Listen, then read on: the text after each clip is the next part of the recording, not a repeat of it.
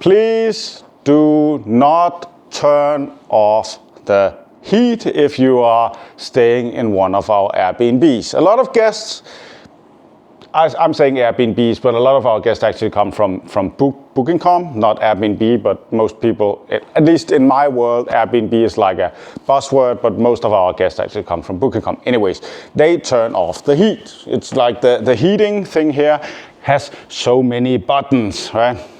And that can get complicated too. So a lot of people have the trouble that it has a plus and a minus, right? So it's 28 degrees, and then you can click minus, then it's 27. You can click plus, then it's 28 again.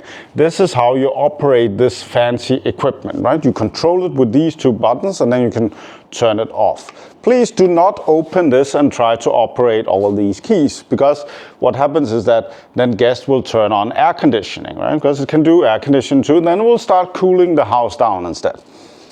So don't touch these inside, right? I have been considering maybe putting duct tape around so people cannot change it, but the guests the other day, then they turned off the heat. I can't stress this enough.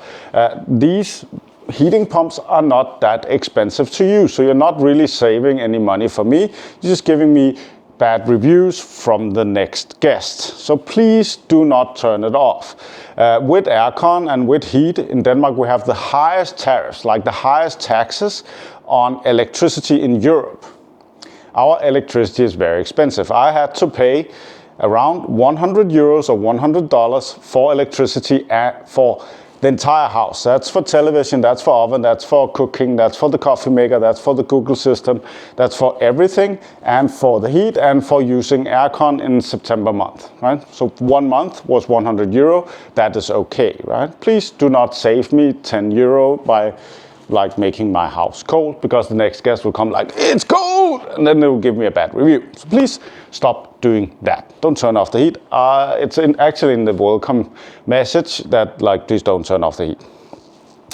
And then in October, then because it's colder, then we raised the temperature, so it like has a very good comfort temperature inside the house. So we put it up. So the heating bill, electrical bill for everything in October was 200 euros, so like $200 still, like that is acceptable.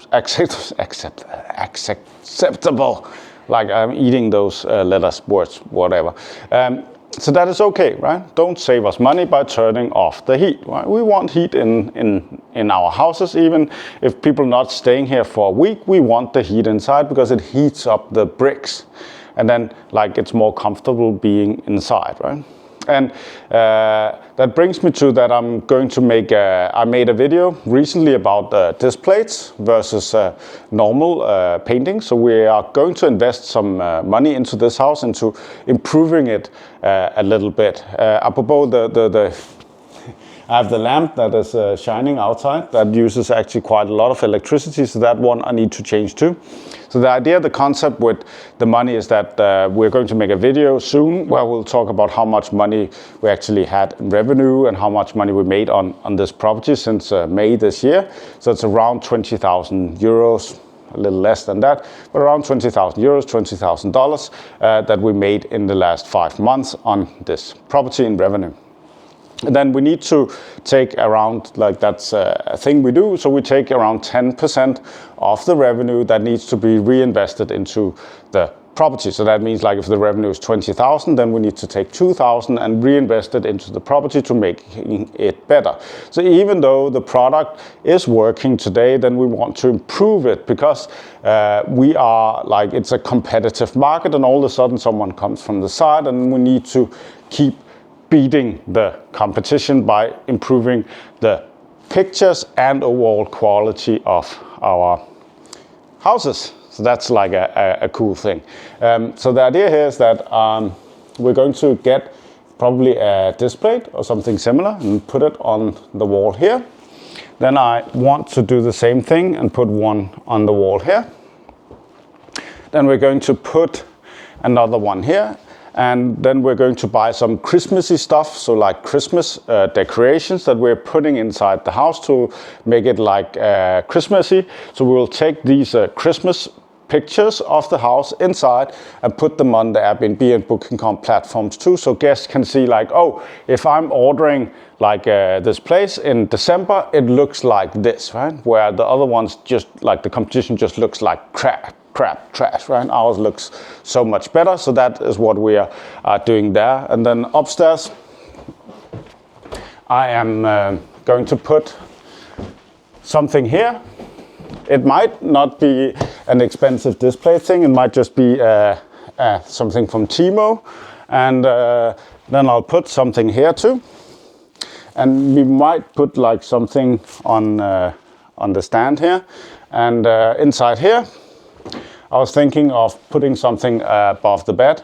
Next summer the plan is to take this out, so open this entire thing up and then replace this, but that's not right now. And then we have the screws dock in here holding the bags of money that we're making on the property.